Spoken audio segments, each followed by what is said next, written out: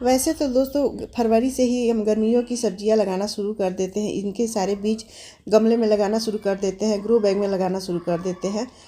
और अगर आप थोड़े लेट हैं तो आप मार्च और अप्रैल के फर्स्ट वीक में भी ये सारी सब्जियां लगा सकते हैं। तो आज मैं आप लोग के साथ ढेर सारी सब्जियां लगाऊंगी दोस्तों, और वो बहुत ही आसानी से 3 दिन में जर्मिनेट हो जाते हैं। तो मैं 2 तरीके आप लोग के साथ शेयर करूंगी कि 2 तरीके से कैसे सारी सब्जियां के सीड्स लगाते हैं गमले में और बहुत ही आसानी से वो जर्मिनेट हो जाते हैं। तो कौन कौन सी सब्जियां लगाऊंगी, किस तरीके से लगाऊंगी, सारी डिटेल मैं इस वीडियो में आप लोग के साथ शेयर करूंगी। तो वीडियो को लास्ट तक बने रहिएगा। नमस्कार दोस्तों, कैसे हो आप सब? आई होप आप सब बहुत अच्छे होंगे और अपने अपने कामों में मस्त और व्यस्त भी होंगे। तो अपने चैनल गृह वाटिका में आप सबका बहुत बहुत स्वागत है। कोई भी सीड्स को जल्दी जर्मिनेट करना चाहते हैं तो इस तरह से उपाय करें। जैसे ये कटोरी मैंने लिया है, एक प्लास्टिक का कटोरी लिया है और इसमें सारे सीड्स डाल दिए हैं जो हमें लगाना है। तो इसमें मैंने डाला है भिंडी, तुरई, करेला और बरबट्टी के सीड्स इसमें डाल दिए हैं। और इसको मैं ऐसे डालने के बाद 24 घंटे रखूँगी और 24 घंटे बाद देखिए ये मैं छान ले रही हूँ।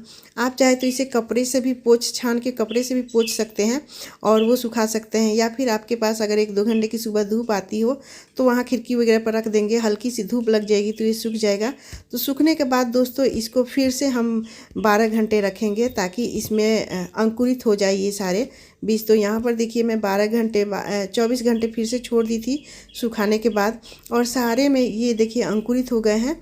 तो भिंडी के जो बीज होते हैं वो जल्दी अंकुरित हो जाते हैं और करेले, बरबट्टी और ये तुरई जो है यानी नेनुआ, इसमें थोड़े लेट से जर्मिनेट होते हैं, लेकिन फिर भी ये देखिए थोड़े थोड़े इसमें भी अंकुरित हो गए हैं। तो इस तरह से जब हम फुलाकर अंकुरित करके सीडलिंग तैयार करते हैं तो वो 2 दिन के अंदर ही हमें बेबी प्लांट दे देता है। तो चलिए इसको अब लगाते हैं। तो लगाने के भी 2 अलग अलग तरीके होते हैं दोस्तों। ये सीडलिंग आप चाहे तो डायरेक्ट भी लगा सकते हैं या फिर छोटे से ग्रो बैग में सीडलिंग ट्रे में भी लगा सकते हैं। तो यहाँ देखिए नेनुआ में भी छोटे छोटे से बन आए हैं, अंकुरित हो गए हैं। तो चलिए इसको लगाते हैं। ये देखिए ये मैंने सबसे पहले लिया है बरबट्टी के सीड्स और ये सीड्स जर्मिनेट हो गए हैं, थोड़े अंकुरित हो गए हैं, यहाँ दिख भी रहा है। और इसको लगाने के लिए मैं दोस्तों 2 तरह से लगाऊंगी। कुछ प्लांट्स को इस तरह से डिस्पोजल ग्लास में लगाऊंगी। अगर आपके पास ग्रो बैग है, जैसे छोटे छोटे ग्रो बैग आते हैं नर्सरी से, उसमें भी लगा सकते हैं। तो मैंने यहाँ पर ये लिया है डिस्पोजल ग्लास और इसको मैं इसमें डाल दे रही हूँ। यहाँ हल्के और मिट्टी जो बनाई है दोस्तों, ये कोकोपीट और मिट्टी ही डाला है। सीडलिंग के लिए फर्टिलाइज़र बहुत ज़्यादा ज़रूरी नहीं है, तो कोकोपीट में ही मैं उगा रही हूँ। डिस्पोजल ग्लास या फिर सीडलिंग ट्रे में अगर सीड्स डाल के तैयार करें तो इस तरह से झरने से पानी दे ताकि बीज ऊपर ना आए। और अगर डायरेक्ट पानी देते हैं फोर्स से तो वो बीज ऊपर आ जाता है, बीज जर्मिनेट नहीं होगा।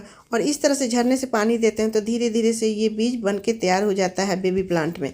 और जब इस प्लांट्स को हम लगा लेते हैं, सीडलिंग कर लेते हैं, तो इसको ऐसी जगह रखें जहाँ 1-2 घंटे की सुबह की धूप आती हो। नहीं तो ये प्लांट जो होता है ना, बेबी प्लांट जैसे निकलता है तेज़ धूप लगेगा तो ये प्लांट्स मर जाएगा, इसलिए इसे तेज़ धूप से बचाएं। अब दोस्तों यहाँ भिंडी लगाने का जो तरीका है, देखिए ये मैंने एक डिस्पोजल ग्लास कुछ लिए हैं, उसमें मैं केवल कोकोपीट डाली हूँ। कुछ कोकोपीट में भी लगा सकते हैं, जैसे सीडलिंग ट्रे में अगर हम लगाते हैं तो सिर्फ कोकोपीट ही डालते हैं।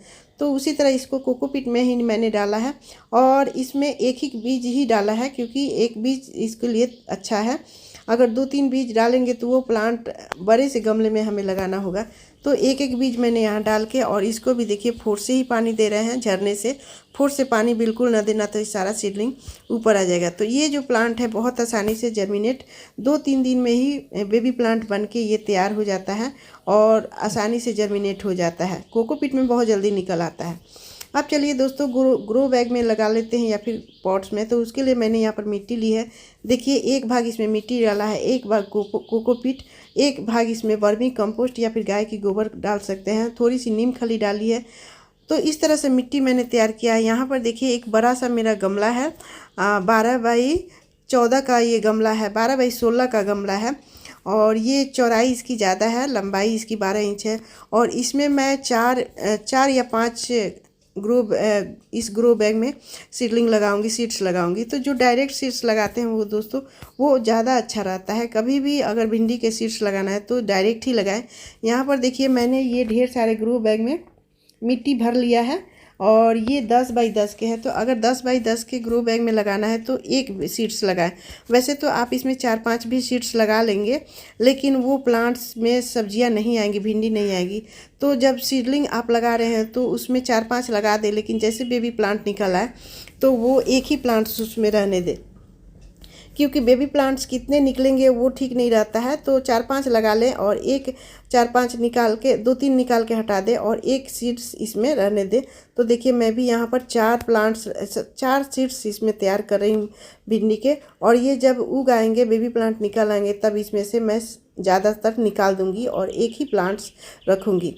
और अगर बड़े ग्रो बैग में रखते हैं जैसे 15 बाई 15 या 18 बाई 18, तो 2 प्लांट्स उसमें आसानी से चल जाते हैं, उसमें फ्रूटिंग भी बहुत अच्छी से होती है। तो ये देखिए सारे में मैं ये भिंडी के सीड्स लगा दे रही हूँ। इस तरह से डायरेक्ट लगाना अच्छा रहता है, डायरेक्ट इसको ज़्यादा जर्मिनेट होता है और इसे ज़्यादा पोषक तत्व मिल पाता है और जल्दी हो जाता है। तो देखिए मैंने सारे में ये भर लिया। अब इसमें पानी डाल देते हैं। तो इसमें भी पानी पहले तो आप फोर्स से ही दें, झरने से ही दे। मैं हमारे पास देखिए अभी झरने इसमें मैं नहीं लगाई हूँ, तो धीरे धीरे साइड से दे रही हूँ। इस तरह साइड से भी दे सकते हैं, डायरेक्ट बीज के ऊपर पानी ना डालेना है तो बीज निकल आएगा। तो ये देखिए मैं सारे जो ग्रो बैग है उसमें मैं पानी डाल दे रही हूँ। अब चलिए दोस्तों बरबट्टी भी लगा लेते हैं। तो ये देखिए बरबट्टी लगाने के लिए मैंने बड़ा सा ग्रो बैग लिया है और ये साइड में है 18 बाई 18 के हैं, क्योंकि बहुत बड़ा है तो इसको मैंने बाहर नहीं निकाला, यहीं पर मैंने मिट्टी तैयार करके इसमें भर लिया है। क्योंकि मिट्टी भरने के बाद ये हमसे उठ नहीं पाता है, तो इसलिए यहाँ पर मिट्टी बना के भरने के बाद 2 दिन तक मिट्टी को मैंने इस तरह से सुखा कर गुड़ाई उड़ाई करके सुखा दिया है।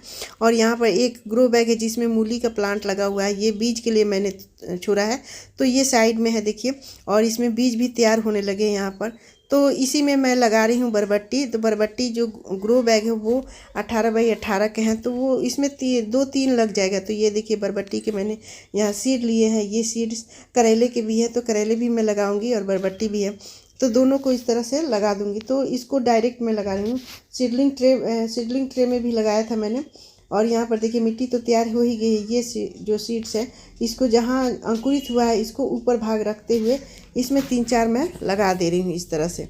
और ये अभी 2 दिन में ही ये जर्मिनेट हो जाएगा। जब अंकुरित प्लांट हो जाता, अंकुरित बीज हो जाते हैं तो बहुत आसानी से ऊपर निकल आते हैं, बेबी प्लांट निकल आते हैं और उसमें 2-3 पत्तियां निकल आती है। तो ये जो तरीका है दोनों दोस्तों, एक अंकुरित करके और एक सीडलिंग ट्रे में या फिर डिस्पोजल ग्लास में या फिर डायरेक्ट ग्रो बैग में, ये दोनों तरीके बहुत आसानी से जर्मिनेट हो जाते हैं। तो यहाँ पर देखिए मैंने दोनों में 2 ग्रो बैग में लगाया है और ये पहले से ही ये लगा के रखा है डिस्पोजल ग्लास में। देखिए ये बरबट्टी, तो इसको भी ट्रांसफ़र करूँगी थोड़े दिन बाद।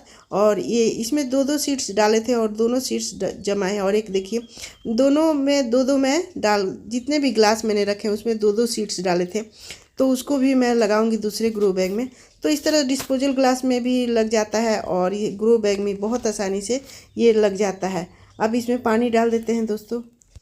तो यहाँ पर दोस्तों देखिए मैं डायरेक्ट करेले लगाऊंगी। सीड डिस्पोजल ग्लास में मैं नहीं लगाई हूँ, यहाँ पर एक पहले से ही लगा के रखा है, तो वो भी सीड्स तैयार हो गए हैं। और ये 2 ग्रो बैग में मैं, ये 15 बाई 15 का ग्रो बैग है, तो इसमें भी मैं 2-2 करेले के बीज लगाऊंगी। और देखिए यहाँ पर मैंने लगा दिया है जितने भी सारे थे। तो अब ये बच गया है, यहाँ भी देखिए कुछ प्लांट्स निकल आए हैं। तो इस तरह से दोस्तों सीडलिंग में भी लगा सकते हैं और ग्रो बैग में भी आसानी से लग जाता है, बहुत आसानी से जर्मिनेट होकर प्लांट है। यहाँ पर देखिए नेट मैंने लगाया है और इस नेट पर ही ये सारे प्लांट्स चढ़ जाएंगे। तो दोस्तों इस तरह से 2 तरीके बताए मैंने, आसान तरीका। दोनों तरीका बहुत ही आसानी से लग जाता है अभी भी मार्च अप्रैल के महीने में, और मई जून से आपको फ्रूटिंग देखने को मिल जाएगा। तो दोस्तों वीडियो कैसी लगी? अगर वीडियो पसंद आए तो लाइक शेयर कीजिएगा, मेरे चैनल पर नए हैं तो सब्सक्राइब भी कर लीजिएगा बेल आइकन घंटी के साथ, और एक कमेंट जरूर कीजिएगा। तो मिलते हैं अगले वीडियो में, तब तक बाय दोस्तों, टेक केयर, हैप्पी गार्डनिंग।